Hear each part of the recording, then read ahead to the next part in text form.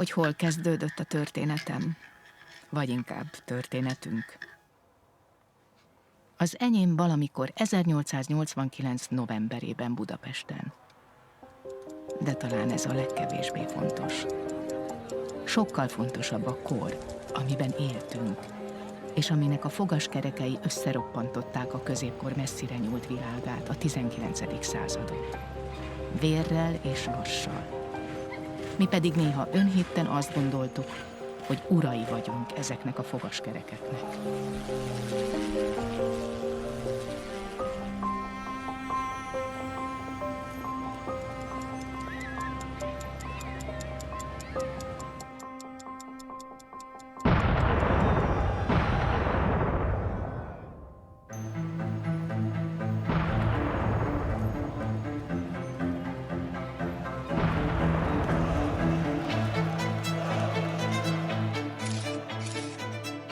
Kétli Anna, szociáldemokrata politikus vagyok.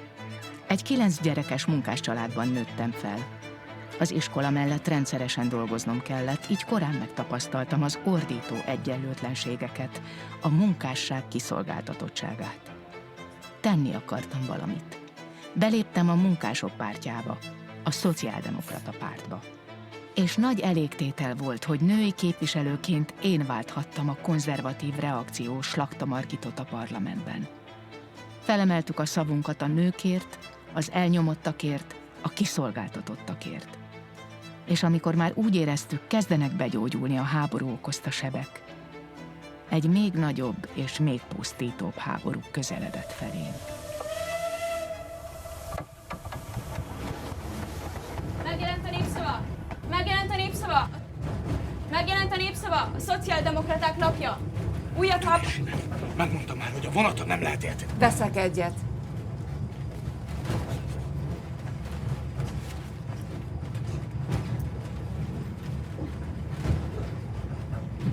Az ártatlanok üldözése előbb-utóbb megbosszulja magát. Csak hogy, tisztelt képviselőtársaim, ez a bosszú nem a zsidó törvény szellemi szülőit fogja érni, hanem az ország népességét, annak minden dolgozóját. És ennek a veszedelemnek az elhárítása véget tiltakozom a törvényjavaslat megszavazása ellen. Zsidó Bérenc! Hát ez az, ilyenek ezek a szociáldemokraták. Csak szó, szó és szó. Beszélni azt tudnak ezek az istentagadók. Bezzeg, amikor cselekedni kell, ott egyet se látok. Se Kétlit, se mást. Slakta Margit vagyok, szerzetes, rendalapító. Sokak szerint maradi, avitt, klerikális és reakciós. De valójában keresztény vagyok és feminista. Valamint királypárti. Az első női képviselő a parlamentben. Magyarország egy hónapja belépett a háborúba. A világ égés tüze ide is elért, és a gyűlölet örvénye egyre mélyebbre ránt mindannyiunkat. De hogy milyen mélyre, arról akkor még sejtelmem sem volt.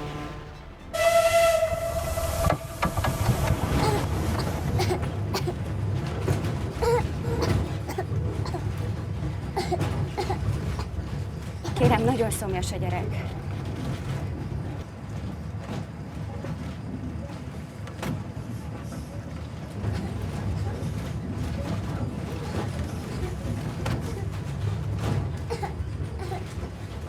Kérem, engedje meg, hogy vizet szerezzek neki. Nem lehet. Maradjon nyugton. Őrmester úr, hoztam egy kis vizet ennek a kicsinek. Ki maga?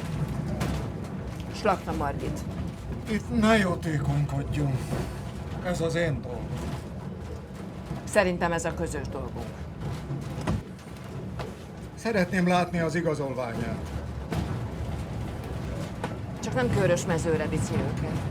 Semmi köze hozzá. Én is oda megyek. Miért? Maga is zsidó? És ha az lennék? Senki sem léphet kapcsolatba az őrizetesekkel. Parancsom van rá. Mindannyian ugyanazt a parancsot kaptuk.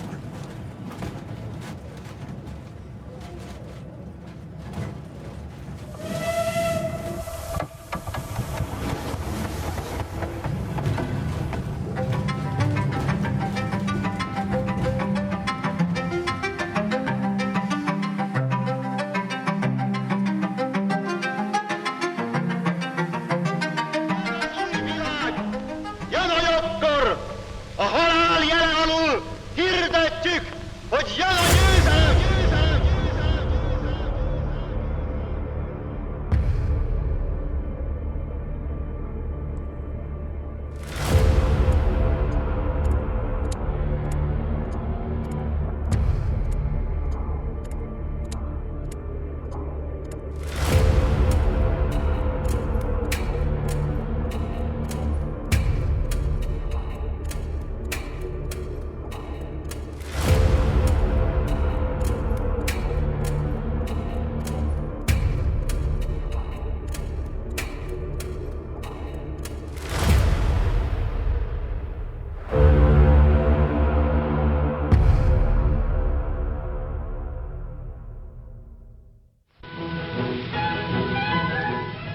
A Hűvösvölgyi Nagyréten a Vegyipari Munkások Szabad Szakszervezete jó sikerült majálist rendezett.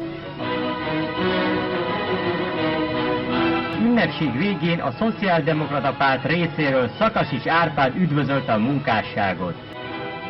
A nagygyűlést követően a szociáldemokrata vezetők egy szűk körű megbeszélésen vitatták meg a legfontosabb teendőket és a párt új irányvonalát. Örülök, hogy látlak benneteket, elvtársak. Szakasics Árpád a Szociáldemokrata Párt vezetője. Vérzivataros idők után mi, túlélők, együtt kocinthatunk egy szocialista jövő reményére. Új idők jönnek, fiatalos lendületre van szükségünk.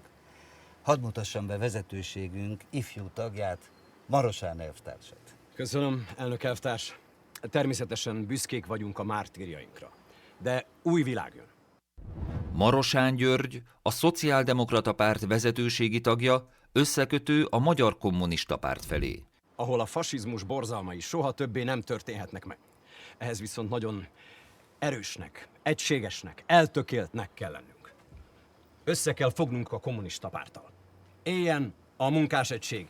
Éljen a közös jövő. Ha-hó, nézzétek, kit hoztam. Kétli Anna. Féltékeny vagyok rád, elvtársnő. Megelőztél a Gestapo listáján. Egy év bujkálásba került ez a népszerűség. Hiányoztatok. Mi van, Gyurka? Már itt a nagyok között? Marosán elvtársat behívtuk a vezetőségbe. A pártban többen halálhíredet keltették, elvtársnő. De Kétli elvtársnőnek mindig jut szabad hely. Anna, tiéd a szó.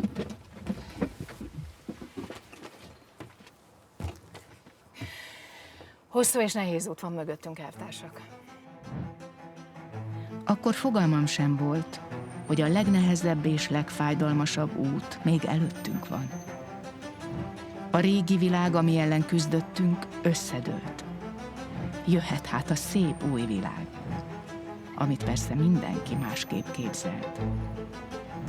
A barátokból árulók, a szövetségesekből halálos ellenségek lettek. De ennél az asztalnál még mindenki mosolyogva, győzelmi reményekkel készült a választásokra. Itt még úgy tűnt, hogy mindenki ugyanazt akarja. Olyan demokráciát alakítunk ki, ahol nem kell többet félni. Mert tudjátok, mit mondott Churchill a demokráciáról? Ahol demokrácia van, ott nem kell félned, ha reggel 5-kor csöngetnek be hozzád. Mert tudod, hogy nem más jön, a teljes ember. Ilyen félelem nélküli biztonságos országot akarunk végre mi is. Egészségünkre.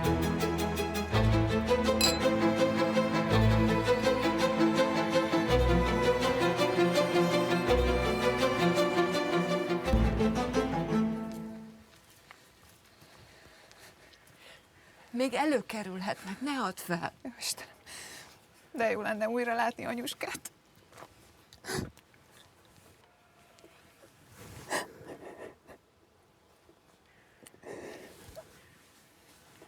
A Szentlélek adjon neked erőt ezt elviselni.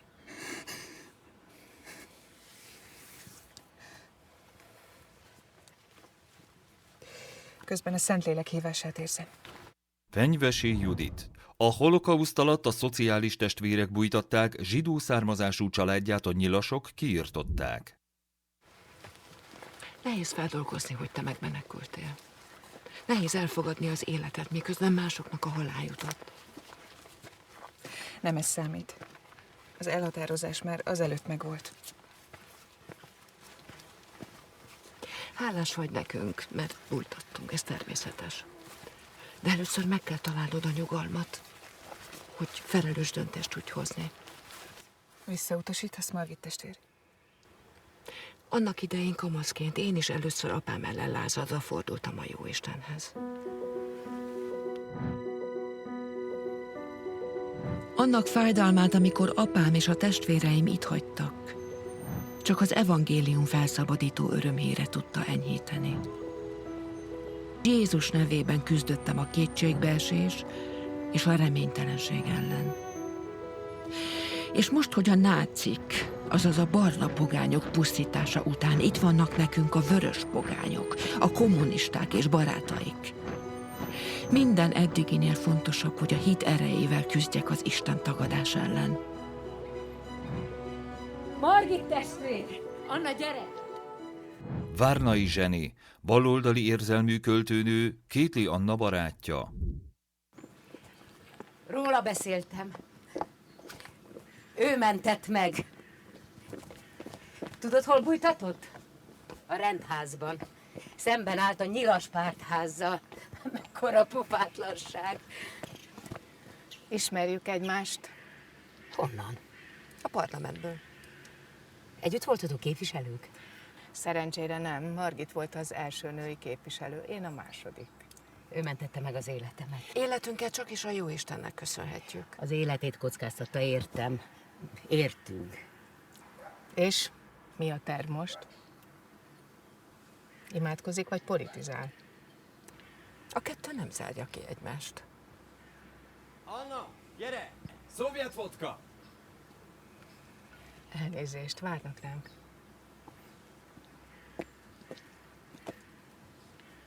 Csak óvatosan azzal a szovjet vodkával. Már próbáltad? Szovjetet még nem.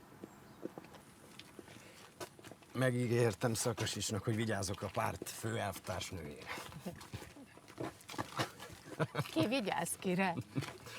Emlékszel Bözsire? Igen. Gyerekeket akarunk. Helyes. Mindig meg akartam kérdezni, hogy te miért nem mentél soha férjhez? Választanom kellett a hivatás és a család között. A párt lett a családom. Какие красивые глаза. Женщина. Stój! Стреляй! Товарищ коммуниста! Эй, товарищ коммуниста! Эй, документ, сигнал Ворошилов. Генерал Ворошилов. Ворошилов. Эй, Сережа! Что? Gyere szorosan mellettem. Сука.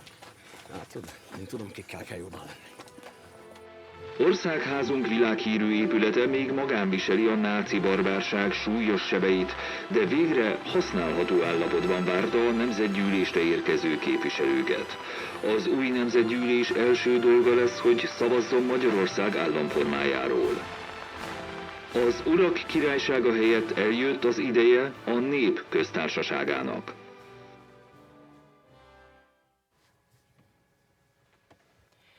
Magyarország jelenlegi államformája királyság. A királyság morális alapja az isteni eredet. Ez szerint a király személye sérthetetlen. Csak hogy a történelem bebizonyította, hogy a királyság eszméje és a Szent Korona tana is egy fikció. Mégis egészen a 20. századig tartott ez a fikció.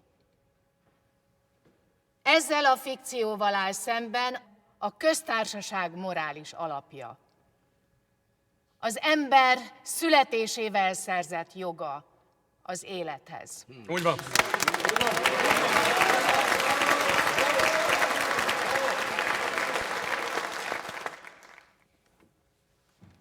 képviselő társunk felszólalásában azt hallottuk, hogy a Szent Koronatana csupán fikció. Azonban a Szent Koronának igenis van közjogi tartalma. Az nem csak a király, hanem a nemzet, az ország szimbóluma. Hozzák haza a koronát, majd eladjuk búzáért. Akármilyen is legyen az államforma, az csak akkor jó, ha a nép és a főhatalmat gyakorlók tudják és vallják, hogy az Úristennek tartoznak felelősséggel. Ezen felül az államformának a magyar nép lelkéből kell fakadnia. Igen? Ferenc Jóska is a magyar nép lélekből fakad.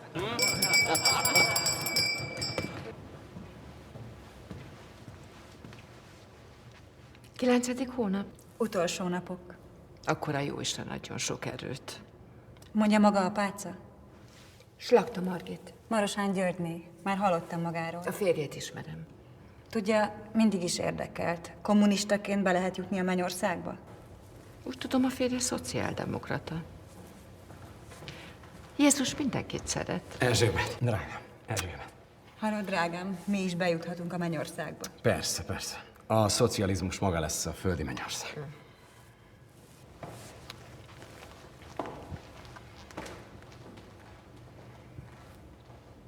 Hát te? Csak a nejemre várok. Azt hittem, a kétfős ellenzéket akarod megosztani.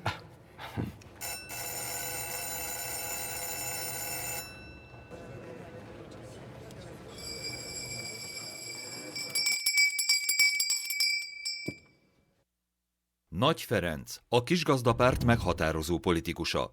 1945-46 között a Nemzetgyűlés elnöke, majd 1946-47 között miniszterelnök. 1947-ben lemondásra és emigrációba kényszerítették. A független kisgazdapárt szónoka Kovács Béla következik. A kisgazdapárt minden erejével a köztársaságot támogatja. A független és demokratikus köztársaságot. Kovács Béla, a független kisgazdapárt ambiciózus vezetője. A fiatal köztársaságot minden eszközzel meg kell védeni a fasisztáktól, és mindenki mástól, aki fenyegeti. De sohasem akarunk tanácsköztársaságot. Nem leszünk hűbérese senkinek. Se szovjet, se brit, se amerikai befolyást nem fogadunk el. A szuverenitásban nincs kompromisszum. A köztársasági államformáról szóló törvényjavaslat vitájában a következő felszólaló a Magyar Kommunista Párt képviselője, Révai József.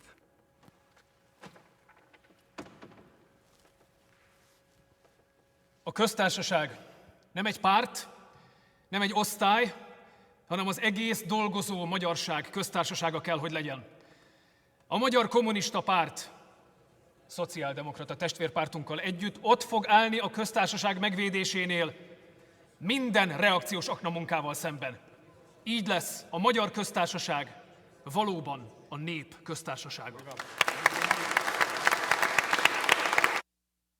Révai József, Moszkvához hű kommunista politikus és a kommunista párt fő ideológusa.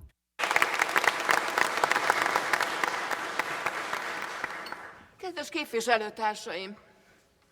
Azt nem értem, ha rajtam kívül mindenki támogatja a köztársaságot, akkor miért kell halálbüntetés kilátásba helyezni a védelmére?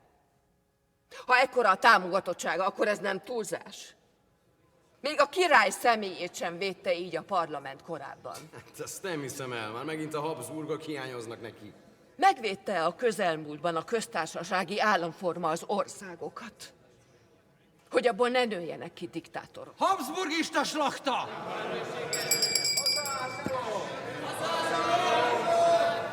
A Nemzetgyűlés a tegnapi napon történelmi döntést hozott. A Nemzetgyűlés választása számomra a legsúlyosabb és a legszebb köteleztetés. A köztársasági államforma megszavazása és kihirdetése után az országgyűlés az addigi miniszterelnököt, Tildy Zoltánt választotta meg államfőnek, az addigi házelnököt, Nagy Ferencet pedig miniszterelnöknek.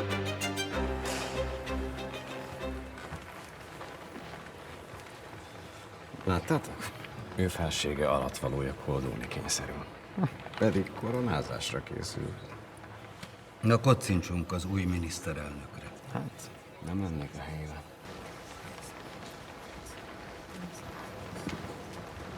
Gratulálok a megválasztásához, miniszterelnök úr. Köszönöm. Bemutatná a legifjabb képviselőtársunkat? Bemutatkozol a bácsinak?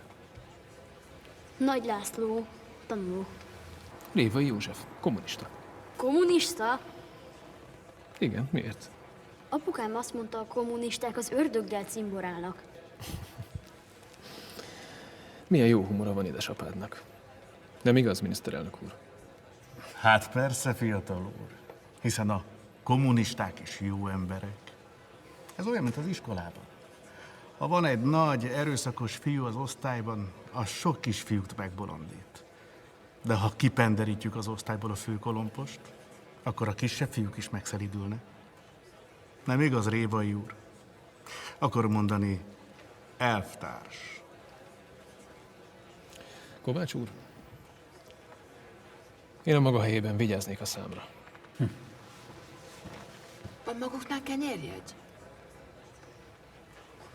Micsoda? Annyit az étel, hogy a mai kenyérjegyre már biztos nem lesz szükségük. Az árváin viszont mindig éhesek. Parancsolj is. Isten fizesse meg. A szovjet elvtársak a köztársaság ellenes összeesküvés mögött egy terrorista szervezkedést is feltártak. A szálak Kovács Bélához vezetnek. Tisztáznia kell magát Kovácsnak. Meglakol a reakciós kutya.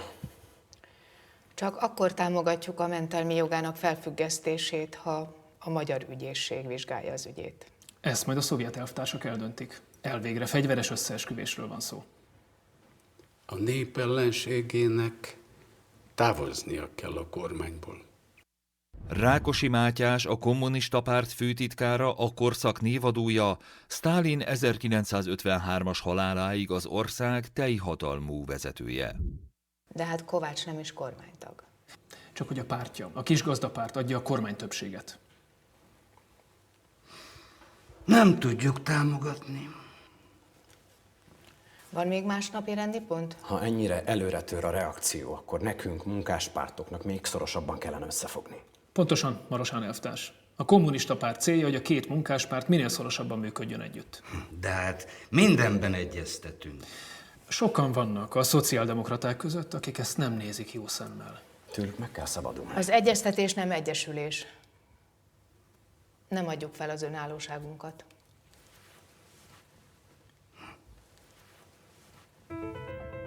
Egyre rosszabb hangulatúak voltak ezek az egyeztetések. A kommunisták egyre többet és egyre agresszívebben követeltek. Kovács Béla esete kivételes volt. Sosem fordult olyan elő, hogy egy parlamenti képviselőt idegen ország kér ki a magyar parlamenttől. Ez már az ország önállóságát kérdőjelezte meg. Ha kiadjuk, belátjuk, hogy egy alávetett ország vagyunk, ahol a parlament nem más, mint a megszállók játékszere.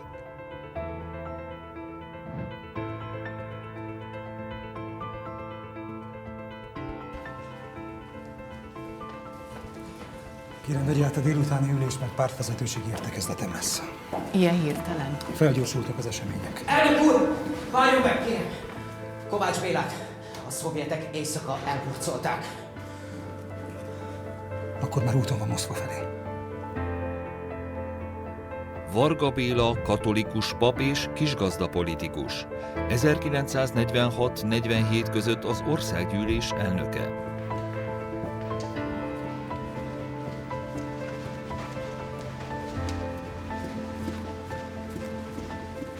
Gyurka, van egy perced?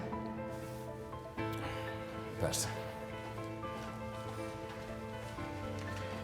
Kovácsot ma éjjel elhurcolták a szovjetek.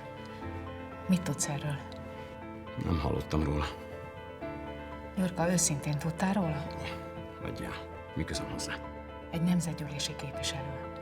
Nem adtuk ki az ügyészségnek. Erre elrabolják a szovjetek. Ezek után kiérezheti magát biztonságban. Most mit tudok én ezzel tenni?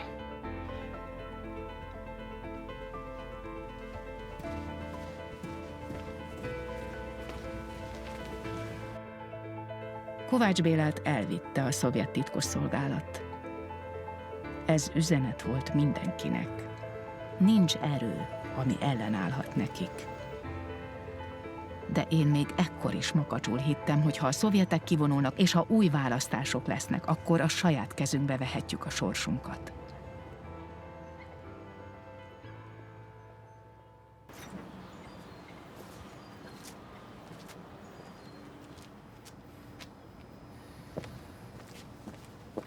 Csodálom, hogy van lelkierőd minden rabbal kedélyesen elbeszélgetni. Reményt kell adjunk nekik. Ez az egyetlen, ami élteti őket. Napok óta követ minket. Miért nem rázzuk le? Nincs mit rejtegetnem. Nagyon várnak Amerikában a testvérek. Szükségük van a rendfőnökökre. El kellene menned, akár hosszabb időre. Nem lehet. Választási kampány lesz. Újraindulsz a választáson? Persze. Sokan nem örülnek neki, de épp ezért. Egyre több országban lettek rendházaink a világban. Külföldi rendtársaim folyamatosan hívtak, hogy szükségük van a rendfőnökökre. De úgy éreztem, nem hagyhatom itt a hazámat.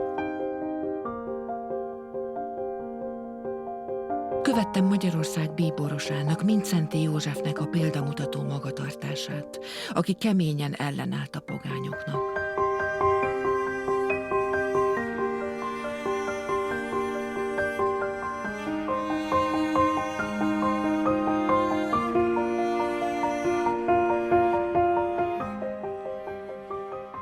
...1947. szeptember 16-án tartotta alakuló ülését az új országgyűlés.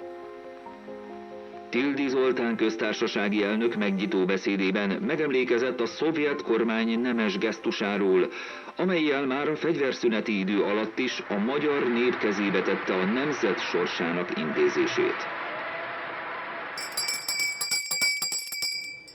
Slakta Margit képviselőtársam következik szólásra a keresztény női tábor nevében a felhatalmazási törvény kapcsán.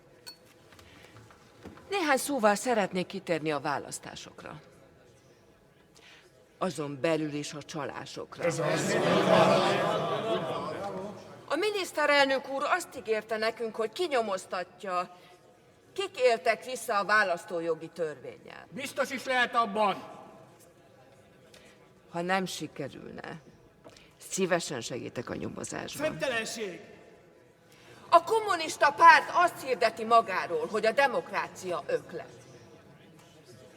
Csak hogy a demokráciát nem az ököljog szabályozza. A demokrácia a nemzetgyűlés által hozott törvények szerint... De az az ököl legalább demokratikus. Mindenkinek van. Ellentétben a bottal, igaz? Slakta. Arosán képviselőtársam, rendre utasítom. Szemtelenség!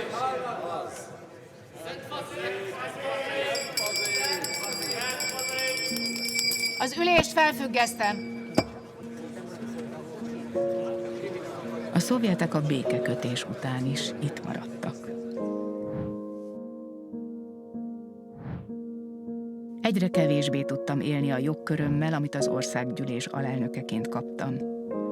Bántottak a választási csalások, amiket híreszteltek. Bántottak a hírek, amiket egyre gyakrabban olvastam meghurcolt politikusokról.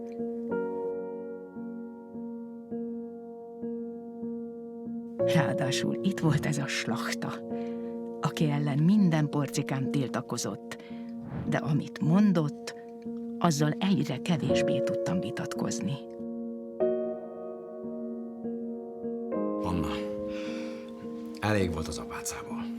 Hallgattast el. Joga van végigmondani. A révaiék kértek, hogy szóljak neked.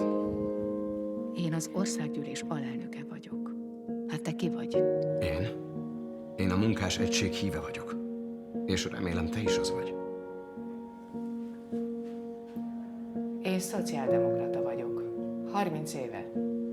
De te úgy viselkedsz, mintha egy másik párt tagja lennél. Hidd el, csak jót akarok neked. Persze. A párizsi békeszerződés minket jóvátételre kötelez. A jóvátételt anyagban, természetben és pénzben kell megfizetni. Mit jelent a természetben? Munkaerőben? Emberanyagban? Akkor tehát nem csak gépeket, búzát, marhákat, marhavagonokat szállítunk, hanem a vagonokban akár embereket is. Újra? Csak most keletre? Cinikus hazaárulás! Aljas Horthy-csürhe tagja, rendre utasítani! Révai képviselőtársam, rendre utasítom, így nem beszélhet egy képviselőtársunkról. Egy háborús uszítóról bármit mondhatok. Megsértette a Szovjetuniót. Utoljára figyelmeztetem. Ez a nő, az országgyűlés szégyene. Egy hazug rágalmazó. Révai képviselő úr, azonnal hagyja el a termet. Képzel!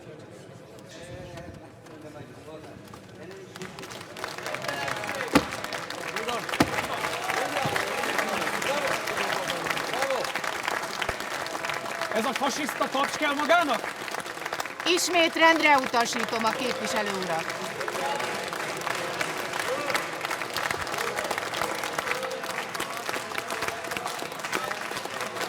Slakta Margit képviselőtársunk folytathatja.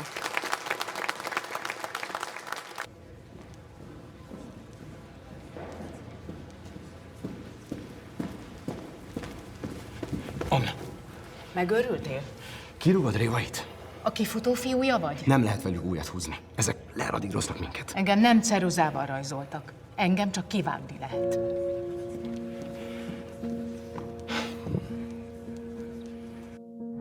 Ott voltam a mentelmi bizottság ülésén, ahol Slakta felfüggesztése volt napirenden. Ahogy Révaiék Slaktát gyalázták, az már nekem is sok volt.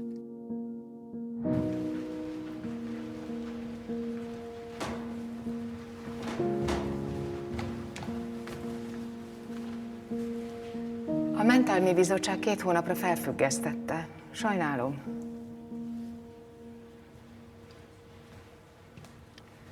Én javasoltam a 2 hónapot, különben a kommunisták 1 évre tiltották volna ki az országgyűlésből. Figyeltem Révai úr arcát, amikor kiutasította. Nem hitt el, hogy ez vele megtörténhet. Azért az egy pillanatért megérte. Mindez nem változtat azon, hogy maga sajnos alkalmatlan politikusnak.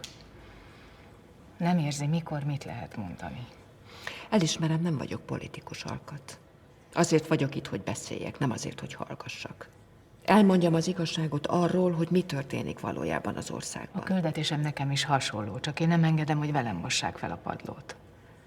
Az ön elefánt a porcelánboltban módszere sajnos többet árt, mint használ.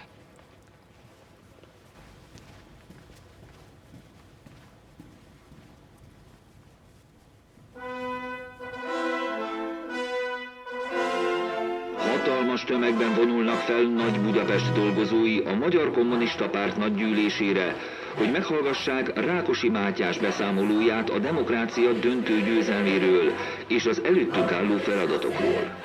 Rákosi Mátyás elmondta, hogy most, hogy a Magyar Kommunista Párt számban és súlyában megerősödött, fontos, hogy kíméletlen harcot indítson a reakció minden formája ellen. Ebben a harcban pedig elengedhetetlen a munkáspártok még szorosabb együttműködése. A törvénytervezet támogatása mellett továbbá azt is fontosnak tartjuk megjegyezni, hogy a kommunista párt a demokrácia megvédésére törekszik minden áron. Nem tűrhetjük, hogy a demokrácia ellenes erők támadják a baloldali erőket a szociáldemokrata párton belül. A demokráciáért való harcban kizárólag a 2 munkáspárt összeolvadásával lehet helytállni. Figyelmeztetem, hogy nem térhet el a tárgytól. Köszönöm alelnök asszonynak a tájékoztatást. Aki értette, értette. Az ülést ezennel berekeztem.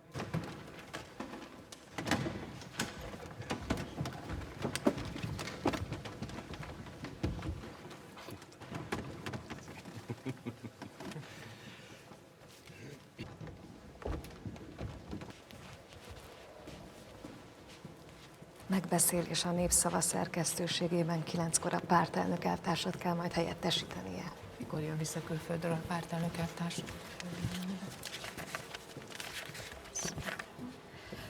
Holnap után. Köszönöm, hazamehet. Ez az országgyűlés alelnökének irodája.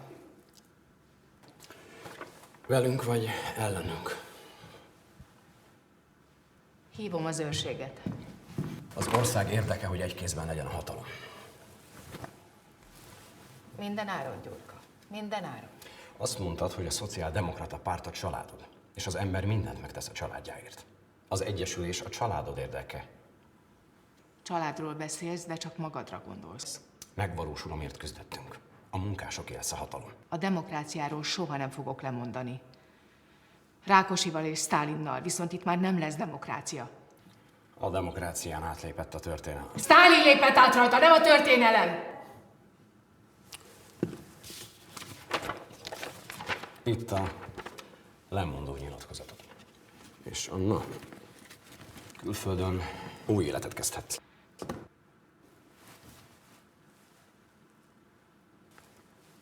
Gyurka, ezzel egy nagyon meredek lejtőre léptél. Kizárunk a pártból. Ilyen döntést csak a vezetőség hozhat. Úgy van. Ma este összeülünk. Nem mered megtenni, a tagság velem van. Mostantól nem tudok érted felelősséget vállalni. Takarodj! Takarodj!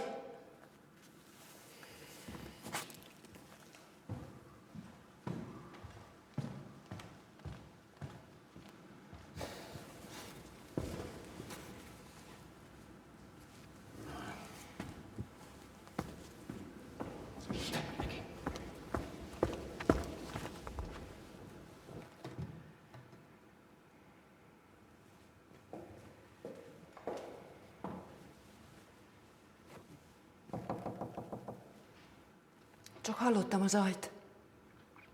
Bejöhetek?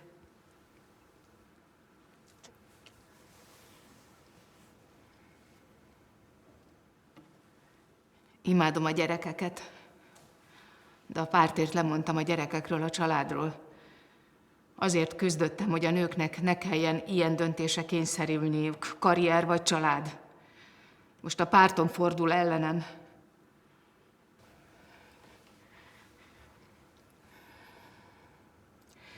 Kisiskolásként Pécsben apácákhoz jártam. Ott kötelező volt imádkozni. Azóta nem tudok.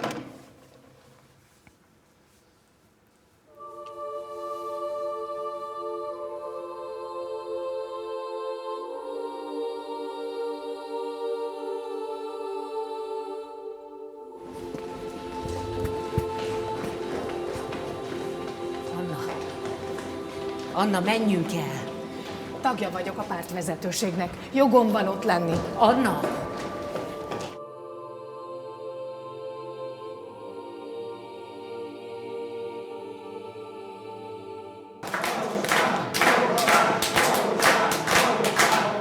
Köszönöm. Minden szociáldemokrata legfőbb feladata a párt egyesülés után jó kommunistává válni. Köszönöm. Aki Sztálin helyett az imperialista Churchillt idézi, az áruló, a munkás egység árulója.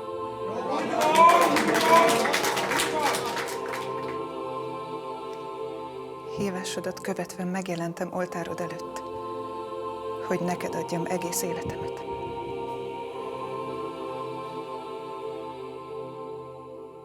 Nincs kétség, az áruló neve Kétli Anna. Kétlire kötelet! Kétlire kötelet!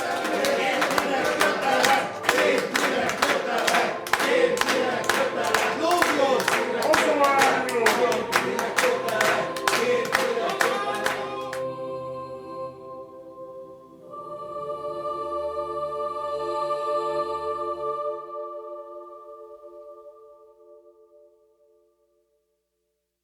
Főtitkár helyettes elvtárs.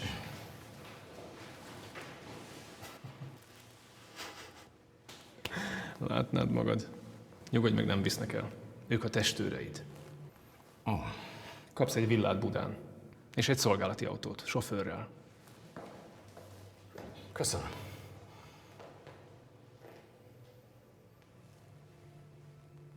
A kommunisták végül bekebelezték a szociáldemokrata pártot. Akit nem lehetett megzsarolni, azt elvitték. Aki feladta az elveit és a pártot, azt megjutalmazták. Köznevelésünk államosítása a munkásság és a parasztság közös érdeke. Ezzel véget ér a klerikális reakció évszázados népbutítása.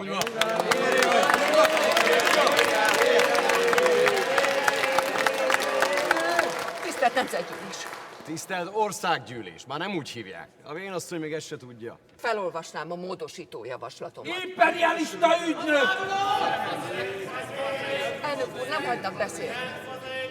Kérem, védje meg a jogaimat. Ki fogja felnevelni a jövő generációját, ha állami lesz az összes iskola? Keresztény erkölcs nélkül az ország elveszett. Hagyja abba! Hol kibérel? Ki menjen ki? Kihirdetem, hogy a törvényt az országgyűlés elfogadta. Molnár Imre, szociáldemokrata, majd kommunista politikus, 1948-53 között az országgyűlés alelnöke. Kérem, álljanak fel és énekeljük el a himnuszt. Isten áld meg a magyar jó kedvelőséggel. Képtelen voltam felállni és együtt énekelni a himnuszt azokkal a képmutatókkal, akik a Jóistent a szájukra vették, miközben épp az istenhittől fosztották meg az ifjúságot. De hiba volt ülve maradni. Le kellett volna térdelni.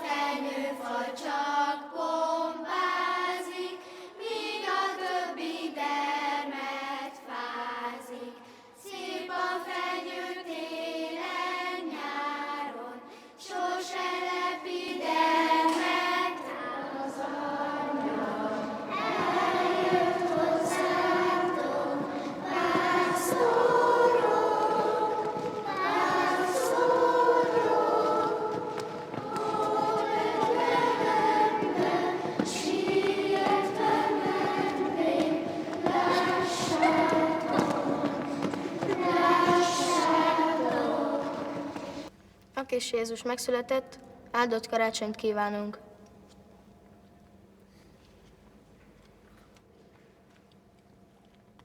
Mindszenti bíborost az imént vitte el az AVH. Még vannak szabad celláink.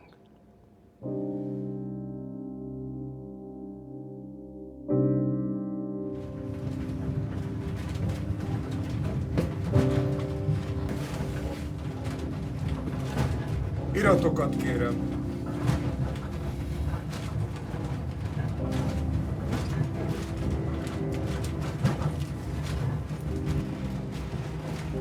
Neve? Tóth Etelka.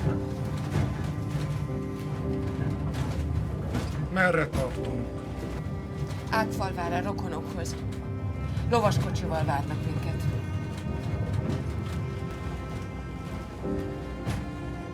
Vigyázzanak! Rázós lesz az út.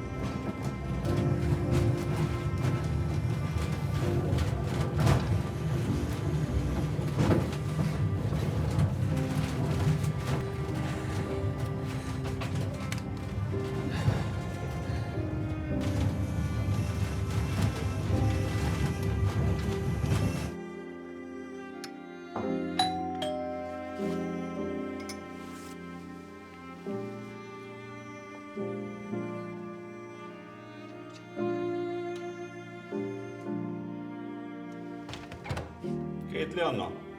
Államvédelem.